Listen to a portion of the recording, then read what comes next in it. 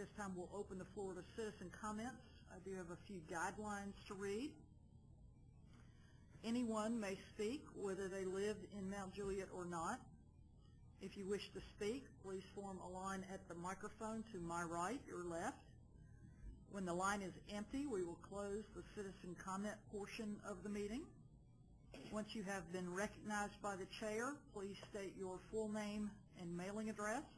If you're a police officer here to speak tonight, please give City Hall as your address. You may choose to speak during the citizen comment period at the beginning of the meeting on any topic, or later during the discussion time for a particular agenda item. If you speak during the discussion time for a particular agenda item, your comments must pertain to the issue then being considered. Citizens may speak once per meeting for 3 minutes. If you wish to address multiple issues, you should speak at the beginning of the meeting. You're encouraged to address issues and not verbally attack people. You may use your time to comment or to ask questions, but the 3-minute timer will continue to run while commissioners or staff members are responding to your questions, and the city attorney is the person with the timer in hand. You're welcome to provide handouts. When time runs out, please end your remarks immediately and be seated. Unless you are at the microphone speaking, please remain silent and not disrupt the meeting. We appreciate everyone's compliance with these guidelines so that the meeting does run smoothly. Thank you for your cooperation. With that in mind, is there anyone who wishes to speak during this portion of the meeting? If you would give your name and address, please. Brian Walter, 3002 South Waterford Court, Mount Juliet. I came tonight out of concern over the complaint filed against Mayor Elam. My family's resided in Mount Juliet for a little over 10 years now. In the last few years, we've been very pleased to watch a much more focused and professional city government, encouraging growth and development with some exciting results. I've never been more proud to tell people I'm from Mount Juliet. I'd like to commend the mayor's office and the commissioners on working together to get city business done and keep moving ahead. This environment is in contrast to some earlier years when round after round of feuds between mayors, commissioners, various city officials diverted valuable time and attention from the execution of a productive city business. I was concerned to learn this last week that the matter against Mayor Elam was not resolved in that meeting. I received a copy of the city attorney's report this week and was quite disappointed about what I learned, with what I learned. After reading the report, it's clear to me that Mr. Scherer and Mr. Wright simply compiled a list of gripes against the mayor and proceeded to file a complaint of misconduct without even taking the time and effort to determine if their complaints really even constituted misconduct. Most were based on hearsay and opinions. The allegations of threats and intimidation turned out to be secondhand report of an intimidating tone of voice. I found that very disappointing and honestly embarrassing for the city. The common thread I see in this report is that Mayor Elam was actively involved in the business of the city, using her experience and expertise to get the job done in an effective and efficient manner. From what I've seen, she's also managed to do this in a very professional manner and with high ethics. That's exactly what I expect of our mayor. Obviously, some toes are stepped on, and I'm sure there have been some lessons learned, but the complaints raised don't even begin to constitute misconduct, and that's exactly what the city attorney's report says. It was initially disappointing to me as these gripes were raised to the level of a formal complaint and investigation, but it's been much more disappointing to find that this matter was not dropped immediately after the report was submitted. The board's inaction last week, to me, is sadly reminiscent of the old days of Mount Juliet politics, something I'd hope we had all moved beyond. I urge you to immediately accept the city attorney's report, drop this matter, bring your focus back onto the real and pressing business of Mount Juliet.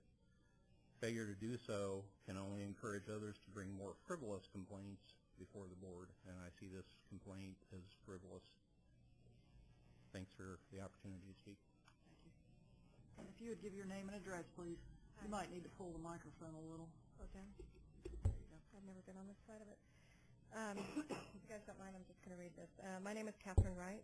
I live at 2524 Keeling Drive here in the city of Mount Juliet. I am the one who filed a complaint against the city of Mount Juliet over a month ago naming Hatton Wright. Though these are separate issues, they are also linked in their timing and people involved. I did want to make a statement on the mayor's behalf in terms of her character and clarify my position.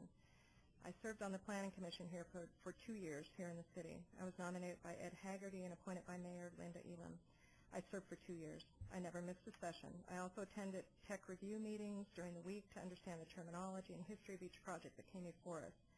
I considered it a privilege to serve for the city.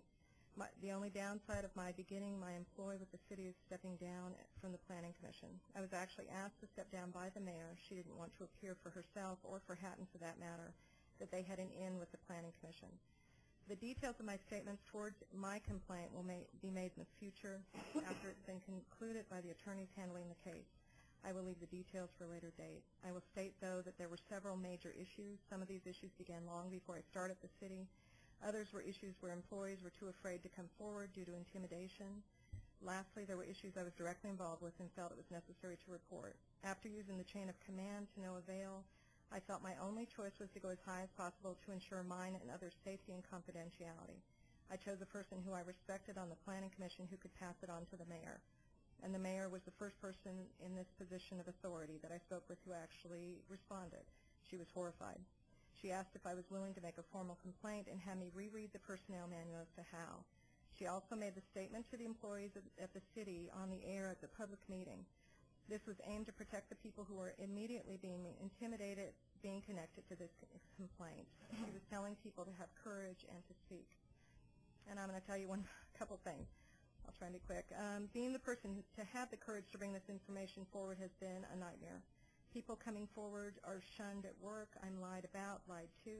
I actually had a coworker the other day gun his motor right next to me and screech his tires the length of our work driveway, anything to rattle and show disapproval. My child has no idea why it's so important for me to be on the phone so much, or why I react the way I do when I'm at home. My husband's at baseball practice, his first baseball practice for my child tonight, and I'm here. For anyone who watched last commission's meeting last week, they saw how my husband's reacting to this, and he's beside himself. Can you breathe the last part? Actually, I'm all right. In closing, my first jobs were in parole and probation in California. I started when I was 15. I loved the field and for the most part was not afraid in my job. I worked in the field for over 12 years. In that job, I was prepared for aggressive behavior, crude comments, and inappropriate circumstances. It was my job to instruct basic appropriate manners to some big, angry, tattooed kids. I loved my job. I do not expect the same behavior in a city office from adults. There are laws to protect us and rules to live by. I spend most of my days teaching my child how to have basic manners, be nice to your friends, polite to adults, look people in the eye. But I'm also trying to instruct him to beware of bullies, that we all deserve to be treated with respect. Your private areas are your private areas, and if a bully hits you, you hit him back hard and then go tell someone. That's what I'm doing here. So shame on you, anyone that was involved with this. Thank you.